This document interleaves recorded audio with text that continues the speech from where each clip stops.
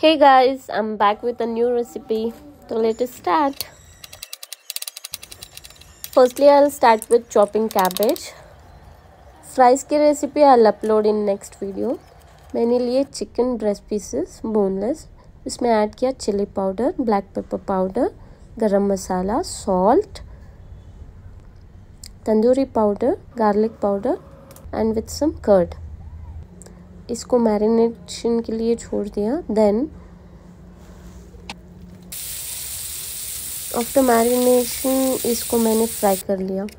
Then छोटे छोटे pieces में कट करके इसमें ऐड किया चॉप किया हुआ cabbage with pickled cucumber, carrot and garlic. Then इसमें ऐड किए होममेड मेयोनीज.